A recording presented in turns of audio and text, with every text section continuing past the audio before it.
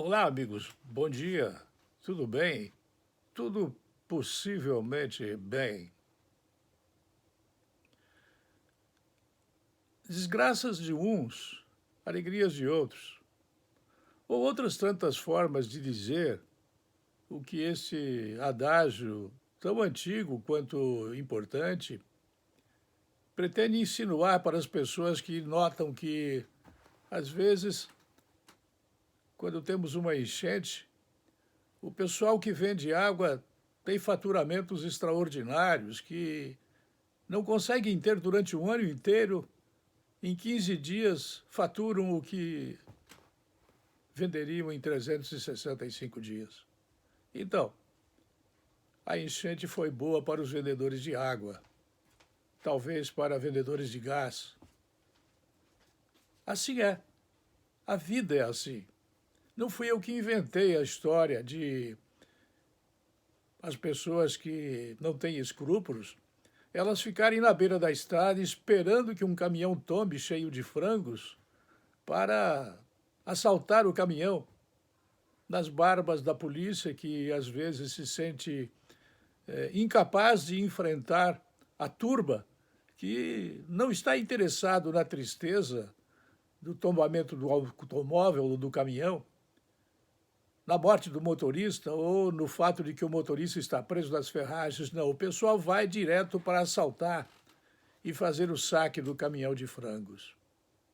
Desgraça de uns, felicidade de outros. O cidadão que estava com a barriga vazia vai enchê-la de frango.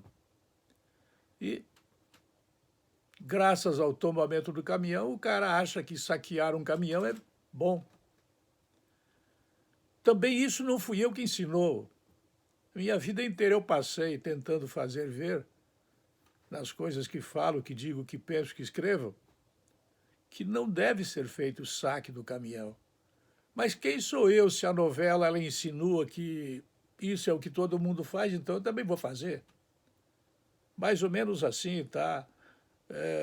Matei o cara sim, matei. Matei o cara, dei um tiro bem no focinho dele.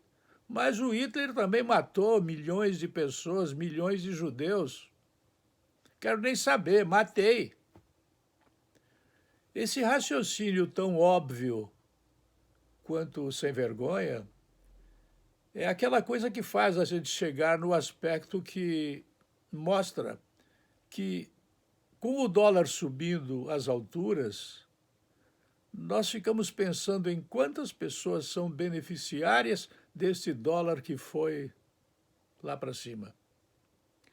Vejam que o Banco Central do Brasil, que tem um presidente que é neto de um grande cidadão que escreveu Lanterna na Polpa, Roberto Campos, que vocês, comunistas, esquerdistas e outros istas, também jornalistas do Brasil, chamavam de Bob Fields, lá pelos anos de 1960, e diziam que Roberto Campos era o pai da miséria, era o sem vergonha número 1 da América Latina. Diziam que Roberto Campos tinha que ser pendurado num caminhão e ser arrastado pelas estradas até morrer.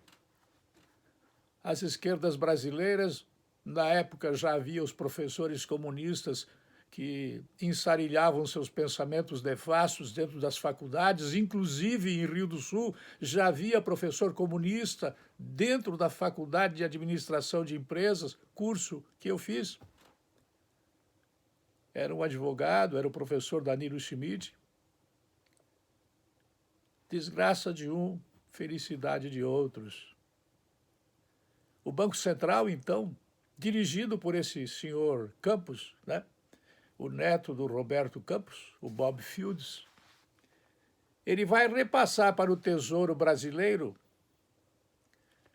nenhum centavo para os ladrões, para os empreiteiros, para os donos dos pichulecos, para os que fizeram delação premiada, para os bandidos advogados que defendem bandidos e não precisam explicar de onde vêm os honorários, para os cidadãos que mandaram matar o Bolsonaro e ninguém quer saber de fazer a perícia nos telefones do bandido que esfaqueou o Bolsonaro, nenhum centavo desses 500 bilhões de reais que o Banco Central vai repassar com o lucro do dólar para o Tesouro Nacional, esses 500 bilhões vão servir para uma porção de coisas que eu não sei enumerá-las aqui, mas que provavelmente as pessoas bem-intencionadas do país observarão e notarão que o dinheiro não irá para a sede do Partido dos Trabalhadores,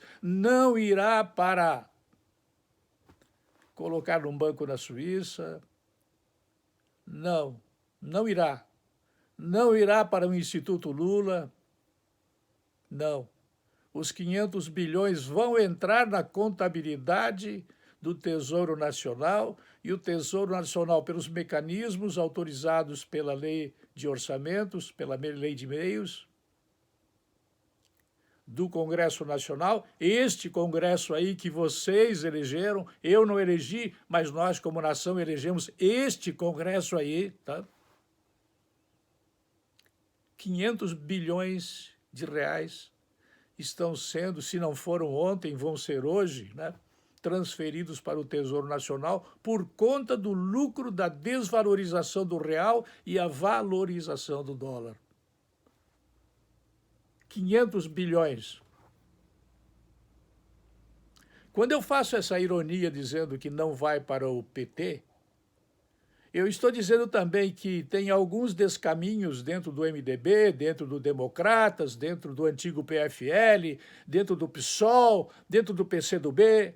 Eu estou falando generalizadamente que é o PT, mas tem uma porção de partido bandido que vai concorrer às eleições de outubro ou de novembro e não vai ganhar um centavo desses 500 bilhões de reais por conta do lucro da valorização do dólar e da desvalorização do real.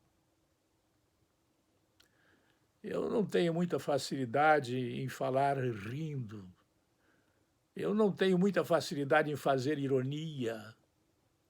Mas se eu soubesse rir, eu gostaria de rir bastante, por conta da realidade que vocês devem aprender, se quiserem aprender com essa experiência, de que o governo que está lá em cima, ele pode não ser simpático, mas ele é sério. Ele não rouba e não deixa roubar. E eu estou repetindo, o Banco Central vai transferir para o Tesouro do país 500 bilhões de reais por conta da desvalorização do real e da valorização do dólar americano. Não, não é o dólar de Cuba, ou da Coreia do Norte ou da Venezuela, não. É o dólar americano dos Estados Unidos. É para onde todos querem fugir na hora que a coisa engrossa nesses países. Você não vê ninguém querendo fugir dos Estados Unidos para ir para a Venezuela, para ir para Cuba, para ir para a Coreia do Norte ou para a Tanzânia. 500 bilhões. No momento de elevação de gastos e da dívida pública, né, a equipe econômica deve pedir a transferência do lucro do Banco Central no primeiro semestre para reforçar o caixa do Tesouro. Esse lucro é reflexo da valorização do dólar nas reservas internacionais do país. Até 15 de maio, o Banco Central registrou saldo positivo de 566,335 bilhões em operações cambiais. Bom, falar eu falei. Não sei se você entendeu. Provavelmente a maioria das pessoas entenderam, mas vocês devem imaginar que eu falo para ouvintes de rádio. E nem sempre uma conversa falando de dólar e real é mais agradável do que falar no mocinho e na mocinha da novela que estão se separando porque a mocinha gosta de outra mocinha e o mocinho gosta de um outro mocinho.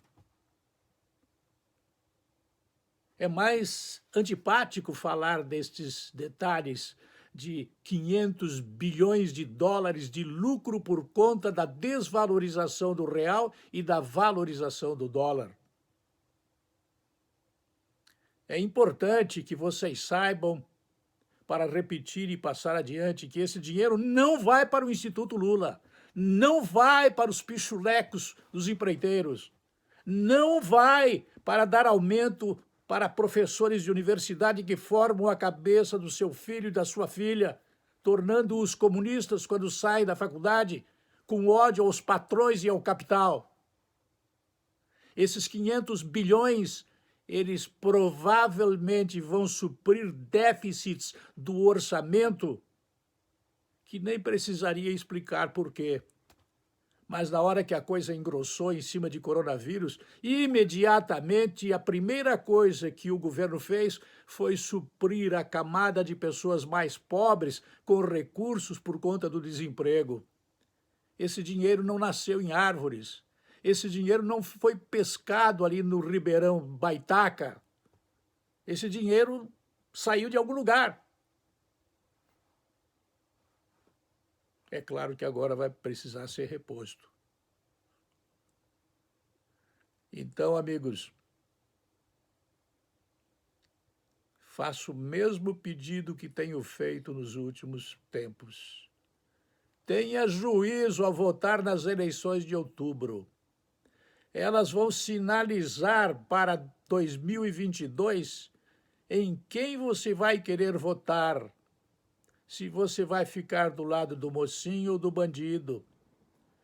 Se você eleger um bom deputado estadual na Assembleia, um cara que não é funcionário público e que vai trabalhar para a aposentadoria dele melhorar mais ainda, para a aposentadoria dele melhorar, se você não vai votar em um empresário picareta que sonega e tem caixa 2, se você não vai votar num sindicalista sacana, tudo isso você precisa pensar quando você for votar para deputado estadual em 2022, junto com o deputado federal, junto com o senador da República, junto com o presidente da República. Os vereadores e os prefeitos que forem eleitos agora, eles vão servir para você balizar o seu entendimento. Bem, para onde é que eu quero ir? Eu quero ir para Cuba? Eu quero ir para a China? Ou eu quero ir para os Estados Unidos? Eu quero ir para a Alemanha? Tudo isso que eu estou falando por conta dos 500 bilhões de lucro que o Banco Central teve com as operações de hedge, por conta da desvalorização do real, da desvalorização do real e da valorização do dólar americano. Preste atenção, amigo, na minha repetição. Se você fizer bobagem na hora de votar em outubro, você pode ter certeza que você vai criar uma base eleitoral. Para quê? Para em 2022 os bandidos assumirem o poder no país novamente, debaixo do perdão que provavelmente o STF-PT vai dar para os bandidos de todos esses processos que envolveram delações premiadas, Lava Jato e companhia.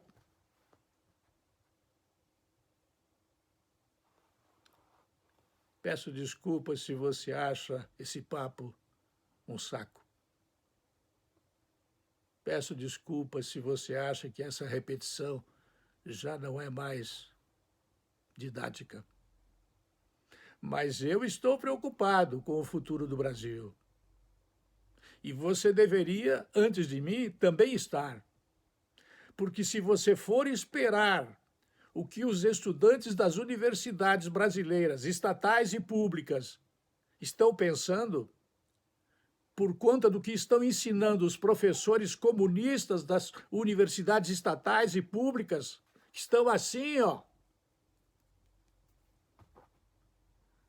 Você não vai ter Brasil que ame o capital, ame o trabalho. Não. Você vai ter, se depender destes estudantes que estão se formando nas universidades públicas, você vai ter uma safra de gente que tem ódio ao patrão e o capital, que ama o comunismo, a China, os Castros que já morreram ou que estão morrendo.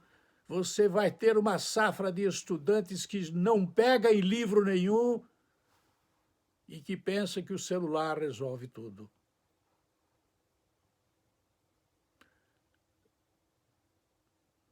A todos aqueles que não acreditam no que eu possa estar insinuando, dizendo, falando, afirmando,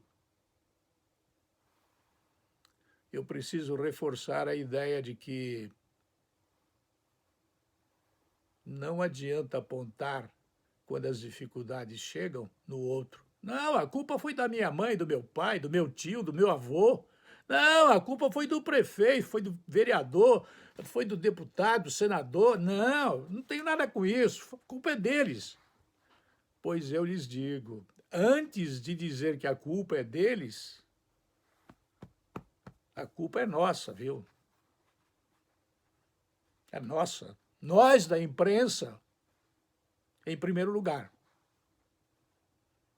Depois vem uma baita fila atrás de nós de pessoas irresponsáveis que jamais se preocuparam com a realidade de que o país precisa de bons líderes, de pessoas que perguntem, repetindo John Fitzgerald Kennedy.